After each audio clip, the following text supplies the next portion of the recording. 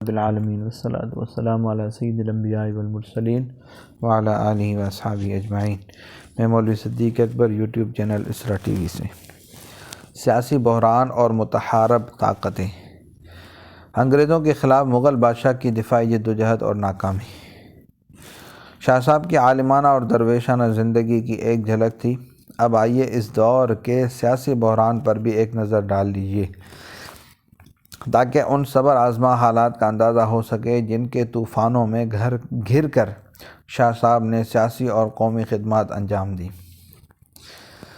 پلاسی کے میدان جنگ، رمضان 1171 ہجری، مئی 1757 عیسوی کے بعد سراج الدولہ کے خون سے حکومت بنگال کا پٹا ایسٹ انڈیا کمپنی کے نام ایسے وقت لکھا گیا کہ مغل شہنشاہیت کا تخت جاٹوں، مرہٹوں، سکھوں اور احمد شاہ ابدالی کے بھنور میں پھنسا ہوا تھا۔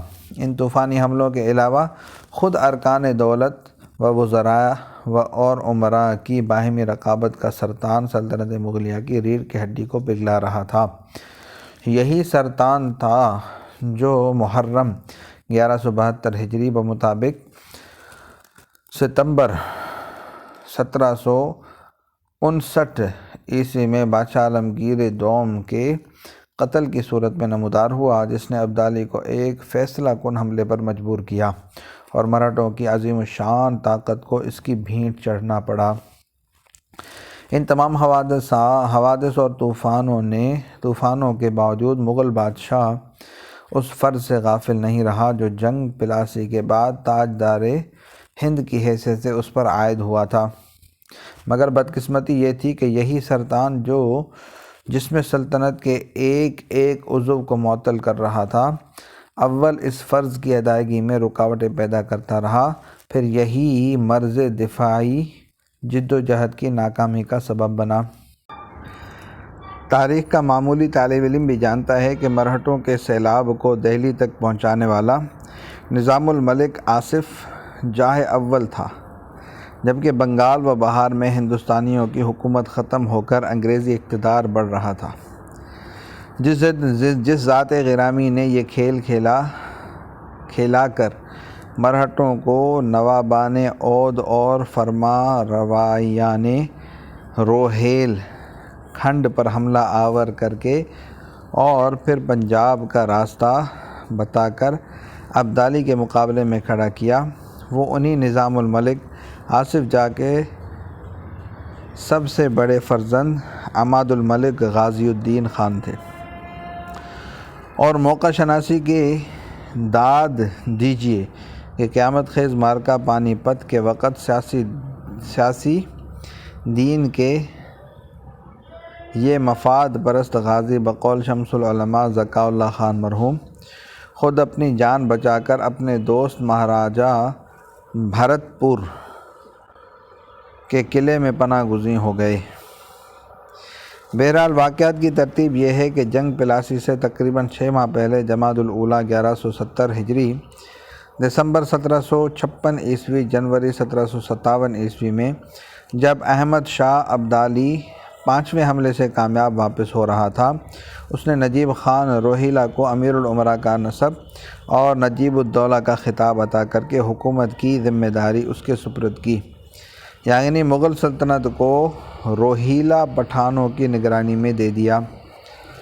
ابدالی کا یہ اقدام بہت مناسب تھا کہ اس نے سلطنت ہند کی نگرانی ایک ترقی پذیر طاقت کے حوالے کی، مگر بدقسمتی یہ تھی کہ یہ ترقی پذیر طاقت سیاسی گٹھ جوڑ میں تنہا تھی۔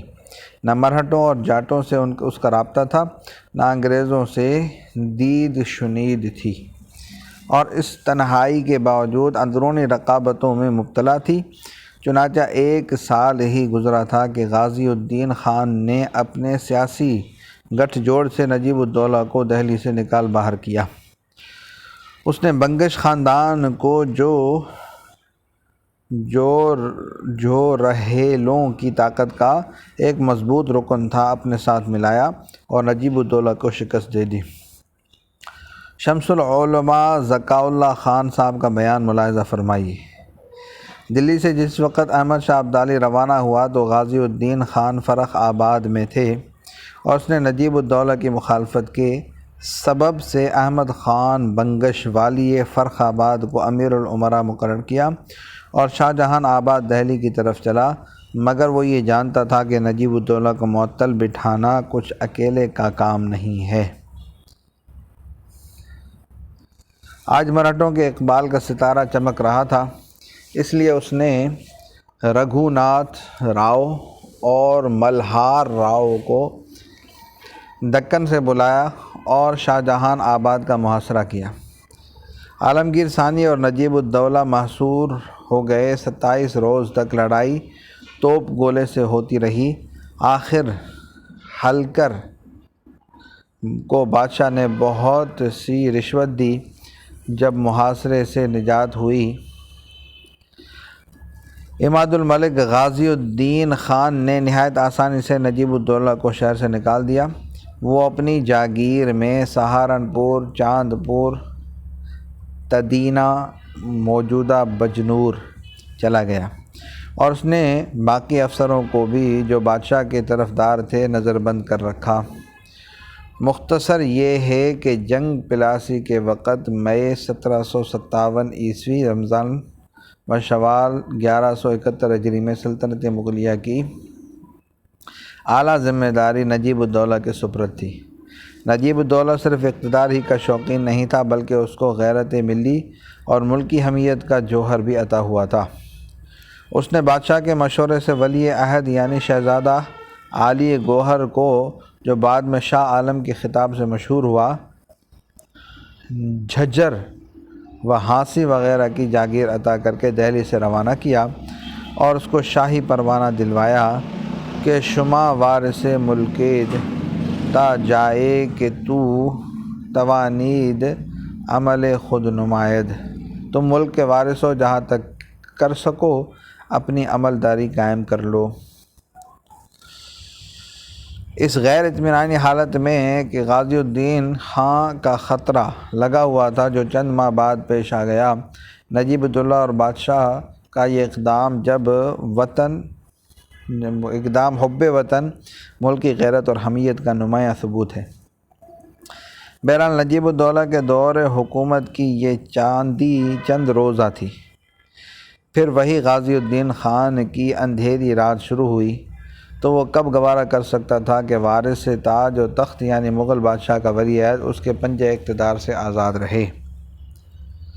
اس نے بادشاہ پر زور ڈالا اور شہزادے کے نام دہلی واپس پہنچنے کے احکام صادر کرائے۔ چاروں ناچار شہزادہ دہلی واپس ہوا۔ علی مردان خان کے قلعے نما محل میں فروکش ہوا۔ غازی الدین خان اس فکر میں تھا کہ شہزادے کو گرفتار کر کے جیل خانے میں ڈال دے تاکہ اس کو پوری طرح اطمینان ہو۔ چنانچہ اس نے فوج بھیج کر محل کا محاصرہ کرا لیا، مگر شہزادے نے بڑے ہمت سے کام لیا۔ وہ اپنے چند ساتھیوں کی مدد سے رات کے اندھیری میں محل کے روشن دار سے کودا اور دیواروں کو پھادا اور گھوڑوں کو دریا میں ڈال کر جمنا پار کی۔ مجنوں کے ٹیلے تک پہنچا، جہاں ایک مرہٹا راجا کا لشکر پڑا ہوا تھا۔ اس نے شہزادہ کی بڑی آؤ بھگت کی اور بڑے اعزاز و احترام سے فرخ نگر تک پہنچا دیا۔ یہاں موسیٰ خان بلوچ پسر کا مگار خان نے کئی ہزار روپے کی پیشکش کی۔ یہ مراٹھا سردار تو علیحدہ ہو گیا اور شہزادہ سہارنپور نجیب الدولہ کے پاس پہنچ گیا۔ 8 مہینے تک وہ یہاں رہا۔ اس زمانے میں بنگالہ میں انقلاب عظیم برپا تھا اور میر جعفر انگریزوں کی حمایت سے بنگالہ پر قابض ہو گیا تھا، اس لیے نجیب الدولہ نے شہزادے کو سمجھایا کہ وہ بنگالہ جائے۔ صلی اللہ تعالیٰ علی حبیبہ سیدنا محمد وعلی آلہ وصحبہ اجمعین برحمتک یا ارحم الراحمین۔